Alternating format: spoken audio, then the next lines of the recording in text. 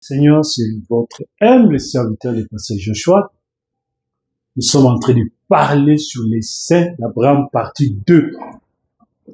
Les saints d'Abraham, partie 2. Donc, je vais lire Jean chapitre 14, verset 1 à 3. Que votre cœur ne se trouble point, croyez en Dieu, croyez en moi. Il y a plusieurs demeures dans la maison de mon Père. Si cela n'était pas, je vous l'aurais dit. Je vais vous préparer une place. Donc, je vais vous préparer une place. Et lorsque je m'en serai allé,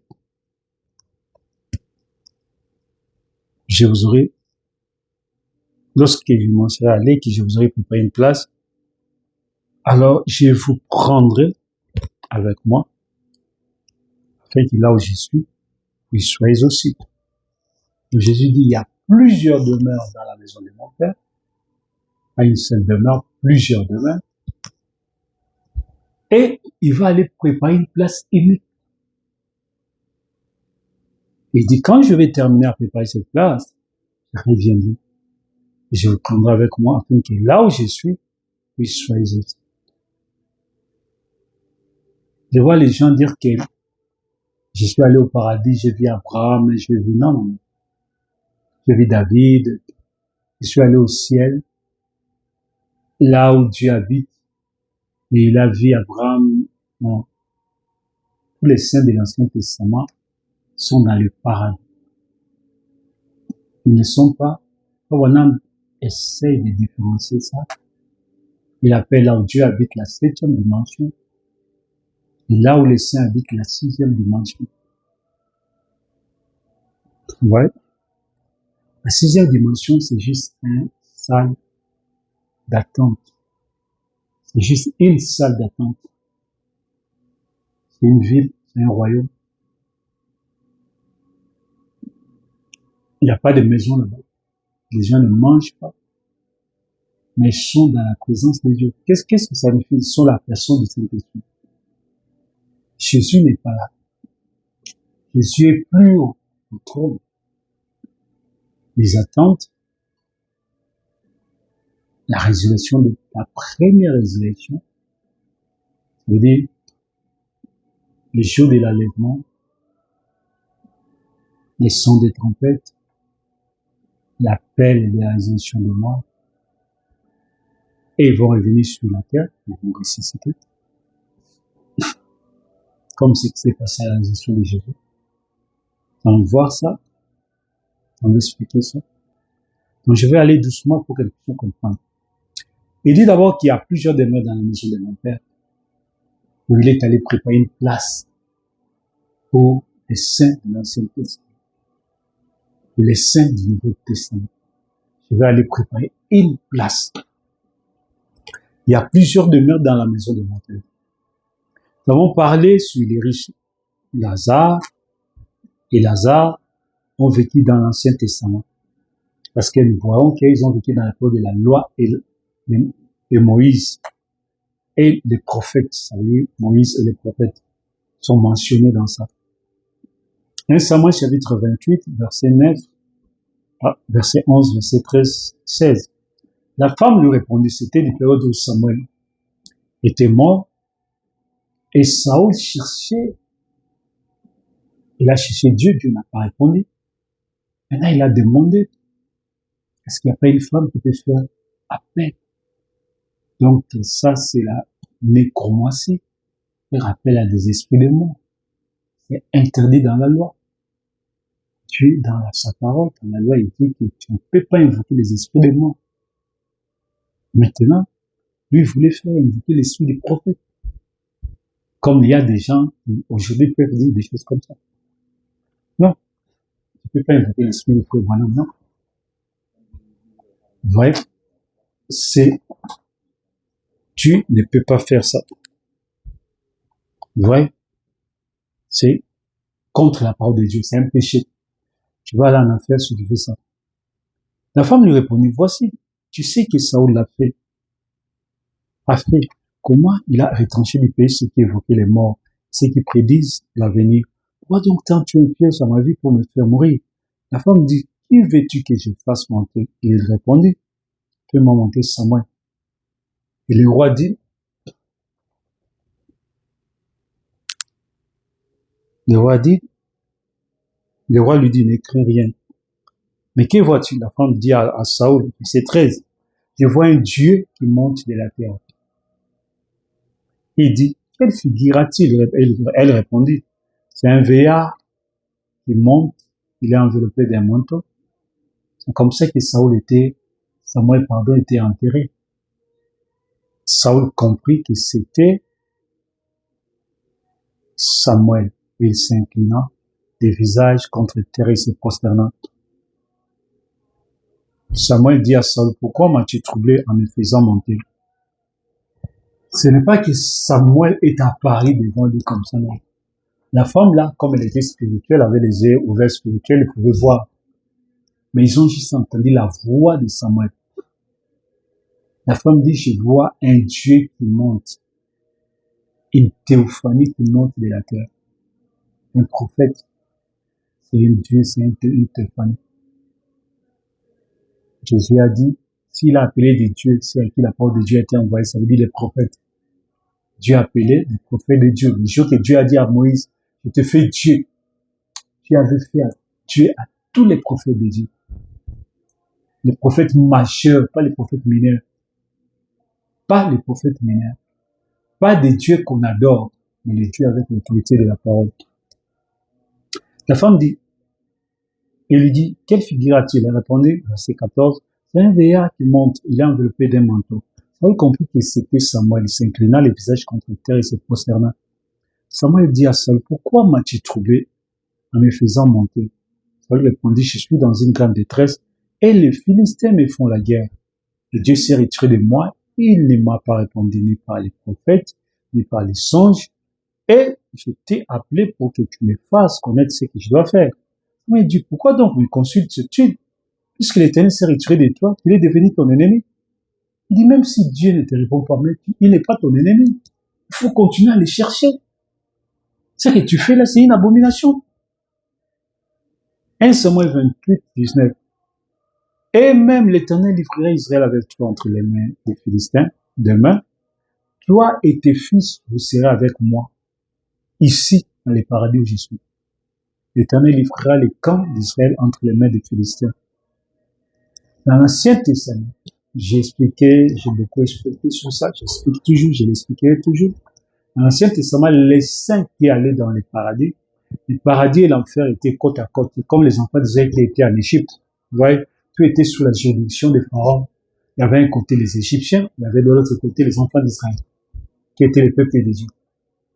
Tu vois, c'est comme ça aussi étaient les saints dans l'Ancien Testament. Quand ils mouraient, ils allaient dans les paradis qui étaient côte à côte avec le séjour des morts, la Bible. Et Satan avait la juridiction sur ça. Voilà pourquoi cette femme qui utilisait la puissance du diable pouvait faire appel à l'esprit de Samuel de venir et l'esprit de Samuel pouvait venir. Vous voyez? Mais quand Jésus est mort, il est allé dans le séjour des morts. Là où il y avait les saints. La Bible dit dans le livre d'Hébreux, il est allé délivrer tous ceux qui, par crainte de la mort, étaient retenus sous la servitude. Les saints de l'Ancien Testament étaient dans la servitude, étaient dans la captivité, dans la prison. Il les a fait sauter. Quand Jésus est ressuscité, Matthieu chapitre 27, verset 51-53, et voici les voies du temple se déchirant en deux. Ça, c'est la mort de Jésus. Quand Jésus est mort, au temple à Jérusalem, le temple s'est déchiré en deux, depuis le haut jusqu'en bas. Il y a eu secousse, tremblement de terre. Les rochers s'est fondé. Ça s'est arrêté là. Mais le troisième jour, le jour que Jésus s'est ressuscité, l'enchaînement de ces versets en les lisant, c'est comme si ça s'est fait le même jour où Jésus est mort. Non. Le troisième jour, les rochers s'est fondu. Les sépulcres s'ouvrirent le troisième jour. Et plusieurs corps des saints qui étaient morts ressuscitèrent. étant sortis des sépulcres après quand? Après la résurrection de Jésus. Parce que Jésus devait ressusciter les premiers et la suite. Ça ne veut pas dire que cela, c'est pas aller lire de manière intellectuelle. C'est comme si les saints sont ressuscités avant et Jésus est ressuscité le troisième jour. Non. Jésus est le premier né entre les morts. Mais le premier a été ressuscité. Ça veut dire aller faire sortir de ces cachots, de cette captivité. Donc, étant sorti de ces sépulcres après la résurrection de Jésus, ils s'entrèrent dans la ville sainte. Quand Jésus est ressuscité, il n'était pas seul. Il y avait les saints de l'Ancien Testament. Plusieurs parmi eux sont entrés dans la ville sainte à Jérusalem, apparurent à un grand nombre de personnes. Les gens ont vu. Imagine-toi, c'était les gens de l'Ancien Testament, de Élisée, de Élie, de Moïse, d'Abraham, d'Isaac. C'est pas comme notre temps où on peut avoir la photo des gens qui sont passés. Non, et ils n'avaient pas de photos. À moins que le Saint-Esprit leur parle et que celui-là c'est Moïse, celui-là c'est toi. Sinon, ils ont vu quelqu'un qu'ils ne savaient pas. Ils n'avaient pas des noms sur leur visage pour savoir que c'est tel nom. Ce que nous voyons dans la vision, c'est que le Saint-Esprit te révèle que ça c'est Abraham, ça c'est David, si tu es un prophète. Parce que ça ne se fait pas avec n'importe qui. Non, non, non. Soit c'est un esprit séducteur qui est en train de te séduire, comme je vois avec les faux prophètes, allumer des esprits séducteurs qui racontent des choses dans la télévision, là. Ouais. Étant sorti de ce film, ça veut dire quoi? Quand je suis mort, voici les voies du temple se déchirent. Ça s'est fait le vendredi. À 17h, quand je suis mort, les voies du temple se déchirent. Depuis le haut jusqu'en bas. La terre trembla. C'était vendredi. Les rochers s'effondirent. Les samedis, la terre trembla, les rochers s'effondirent. Parce qu'il y a eu un tremblement de terre le dimanche, quand Jésus est ressuscité des morts. Selon le témoignage de Jean qui gardait le sépulcre de Jésus-Christ. La terre tremblait, les rochers s'effondirent, les sépulcres s'ouvrirent. Ça, c'est le dimanche, le jour de Pâques. Très tôt matin. Les sépulcres s'ouvrirent et plusieurs corps des saints qui étaient morts ressuscitèrent. Étant sortis des sépulcres, après la résurrection de Jésus. Ça veut dire le troisième jour. Après la résurrection de Jésus, ils sont sortis des sépulcres. Plusieurs corps des saints qui étaient morts ressuscitèrent. Après la résurrection de Jésus, les sépulcres s'ouvrirent. Plusieurs corps des saints qui étaient morts ressuscitèrent. Après la résurrection de Jésus, la terre trembla, les rochers s'effondirent. Après la résurrection de Jésus, les rochers s'effondirent, les sépulcres s'ouvrirent, et plusieurs corps des saints qui étaient morts ressuscitèrent. Ils entrèrent dans la ville sainte, apparurent à un grand nombre. Et les jours qu'on voyait Jésus monter, j'ai parlé sur ça. Quand ils sont sortis, ils sont allés à Jérusalem. Et puis, quand ils sont ressuscités, ils sont sortis des sépulcres, Jésus leur avait dit, leur avait donné comme rendez-vous, nous allons tous nous retrouver en Galilée, la ville des rencontres, le lieu du rencontre, là où ils devaient se rencontrer, parce que c'est là où Jésus devait être enlevé. Ouais. Tous devaient se retrouver là-bas. On a vu Jésus monter, mais c'était comme une pyramide. Les gens qui sont ressuscités avec lui, ils sont sortis de ces jours des morts. Il est allé les chercher, il a brisé les capotes de ces jours des morts, il les a fait sortir. Et il dit là, menez toute la captivité. Il est sorti avec eux. Il leur a donné rendez-vous à Galilée. Et le jour que Jésus-Christ montait, ils montaient ensemble avec eux. Il est allé les placer là, au paradis. sixième dimension, dans les salles d'attente. Amen. Donc, ils sont là en train d'attendre. Amen. La même façon qu'il les a pris là. Ils étaient là chacun à son rang, chacun dans son âge, chacun dans l'âge avec son messager. Samuel a dit, vous viendrez avec moi. Donc, même dans l'Ancien Testament, c'était subdivisé comme ça en 24. Chaque messager prophète était roi, parce qu'il y a plusieurs domaines dans son royaume. Les gens qui ont vécu sous l'influence de son ministère. Les gens qui ont vécu du temps de Samuel, seront avec Samuel. Les gens qui ont vécu du temps d'Élie, seront avec Élie. Les gens qui ont vécu du temps d'Élisée, seront avec Élisée. Les gens qui ont vécu du temps d'Abraham, seront avec Abraham. Avec Dieu, c'est de l'ordre. Tu n'iras pas. Tu dois être dans l'enceinte, la juridiction, le messager prophète, avec qui vous avez le même défi. Vous avez combattu le même démon. Vous avez combattu, relevé le même défi. Ouais. Tu es sous sa juridiction. C'est comme ça. Il les a amenés, placés là, dans le paradis. Et il a préparé pour les 7 tâches de l'Église, le Nouveau Testament. Là, on s'est préparé 7 paradis pour les 7 tâches de l'Église. Au du temps de Paul, ceux qui étaient avec Paul, qui ont marché avec Paul, l'entourage de Paul, il y aura les Timothée qui sont ses auxiliaires. Et c'est avec qui ils ont eu les mêmes combats, ils ont relevé les mêmes défis.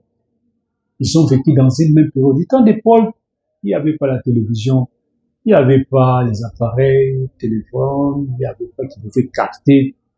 Ils n'ont pas eu les mêmes défis comme maintenant. Ouais. Ils sont allés dans leur paradis. Ils n'ont pas eu les mêmes défis. Ils ont combattu les mêmes diables, mais sous une autre forme. D'Andréné jusqu'au temps de William Branham. Ouais. Ah, c'est comme ça. Chaque messager prophète est roi. C'est lui qui gouverne dans ce paradis-là. C'est lui qui gouverne dans ce paradis-là. Jésus a dit, vous les 12, vous allez vous asseoir ces 12 trônes pour juger les 12 tribus d'Israël. Et vous les 7, vous allez vous asseoir sur 7 trônes, vous allez juger les 7 tâches de l'Église. Ils sont des rois messagers. Amen. Amen. C'est comme ça. Chacun a son rang. Quand ils vont ressusciter, chacun a son rang. Quand ils sont allés là-bas, chacun a son rang. Le rang de messager prophète de ton âge. C'est là où tu dois. Hey! Gloire à Jésus, gloire à Jésus. Quand Jésus a multiplié les pains, il a demandé, première multiplication, il y a eu, à la fin, il a dit, non, ramassez tous les pains. Ils ont eu 12 paniers. Ça veut dire quoi? 12 moissons, 12 messagers, 12 prophètes. Ils vont s'asseoir. Ils vont juger les 12 tribus d'Israël qui sont comme les gens qui ont été mentionnés. Vous les 12, vous allez vous asseoir. Vous juger les 12 tribus d'Israël. Voilà. De leur temps. Là, dans leur génération. Quand Jésus est venu, ceux qui ont rejeté Jésus, les Juifs qui ont rejeté Jésus, seront jugés par les 12 prophètes, les 12 apôtres. Ah. Parce qu'ils ont eu les mêmes défis. Nous vous avons présenté les messieurs, vous avez rejeté.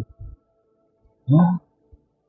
Et du temps de Paul, Paul aussi, lui, c'est les 7 tâches de l'Église. Il est le premier messager de les 7 tâches de l'Église. Il a eu la fondation pour l'Église des nations. Il est divisé en 7. Les 7 tâches de l'Église. Il est comme le premier roi dans ce royaume-là. Voilà. Il est assis là, entouré de ses auxiliaires, qui montaient le titre et tout ce qui était sous l'onction de Paul. Bref, Dieu a dit à Moïse, je prendrai de l'expliquer sur toi, je vais leur donner. Tous ceux qui ont reçu l'onction qui est descendue sur Paul, étaient sous cette onction, vont aller dans le paradis, cette même onction. Bonhomme dit, je n'envoie pas l'ange, il envoie l'ange. L'ange qui couvre la plénitude de l'âge à partir du messager. Nous recevons l'esprit de cet ange-là, c'est lui le Saint-Esprit. Il baptise du Saint-Esprit à partir du messager de l'âge. Et tous ceux qui sont entrés dans ces eaux du Saint-Esprit vont se retrouver dans le paradis, le même paradis. Parce qu'ils ont reçu l'onction de l'âge, la personne de l'âge, personne même du Saint-Esprit. Et j'ai expliqué, suivez les enseignements, j'ai expliqué sur ça beaucoup, j'expliquerai encore beaucoup sur ça. Bref. Alors c'est pourquoi il est dit, étant monté en haut, il a amené des captifs. Éphésiens 4, 8 disent, il a fait des dons aux hommes. Or, qu'est-ce qui signifie il est monté? Sinon qu'il est aussi descendu dans les régions inférieures de la terre. Ça veut dire qu'il était descendu dans le séjour des morts. Il les avait fait sortir à sa résurrection. Ils sont restés avec Jésus.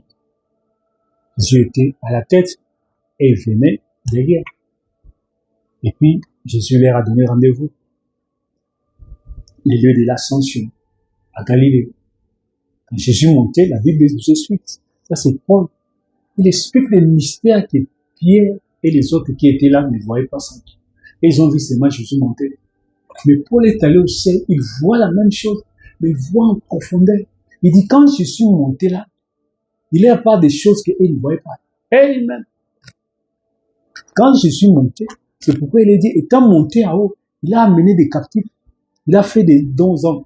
Or, cela avait déjà été prédit dans l'Ancien Testament, parce qu'il fait appel à un verset qui est dit dans le livre des Psaumes. Étant monté en haut, il a amené des captifs, il a fait des dons.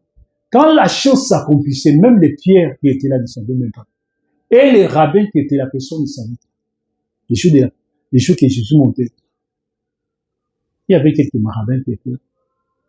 Ils voyaient. Quelques chiffres étaient là, ils voyaient. Ils ont vu comment il montait. Personne n'a su. Aujourd'hui, cette écriture est accomplie. C'est Paul plus tard qui vient dire, étant monté en haut, il a amené des captifs, il a fait des biens aux hommes. Or, qu'est-ce que signifie il est monté? Oh, Jésus. Sinon qu'il est aussi descendu dans les régions inférieures de la terre. Celui qui est descendu, c'est le même qui est monté au-dessus de tous les cieux, afin de remplir toutes les choses. Il explique que les saints de l'Ancien Testament étaient montés et il les avait placés dans la sixième dimension, dans les paradis, dans les salles d'attente. Chacun sera avec Dieu, c'est de l'ordre. Et si toi tu rejettes le messager prophète de ton âge, je ne sais pas de quel paradis tu vas aller. Tu vas aller en enfer. Tu vas aller en enfer sous l'autorité papa. Tu vois? L'agneau assis sur le trône, ce n'est pas un animal. Amen. J'ai vu ici à la télévision, on voit l'agneau assis sur le trône. Je vois des gens qui expliquent les choses de Dieu comme ça. L'arbre de la vie, les fruits de l'arbre, ils prennent pomme et disent c'est un fruit. Le livre de Genève, c'est un livre de symboles. Ce sont des symboles. Jusqu'à la fin du monde, tu ne trouveras jamais une fruit qu'on appelle l'arbre de la connaissance du bien et du mal. Ça n'existe pas. Ni un autre fruit qu'on appelle l'arbre de vie. Au ciel, il y a un fruit comme ça. Ça n'existe pas. L'arbre de vie, c'est la personne du Saint-Esprit. Les fruits, ce sont les fruits de l'esprit. C'est pas un fruit comme ça que tu vas manger. Non, non, non, non.